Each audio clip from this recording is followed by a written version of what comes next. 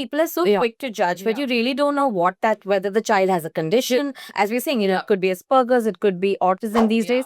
And ADHD, and I've seen that, when there is hyperactivity, sometimes everyone is like, oh, the parents are not doing anything, but these kids, they just can't control their impulses. So their impulses are very impulsive, and they just want to press things, touch things, not able to sit still.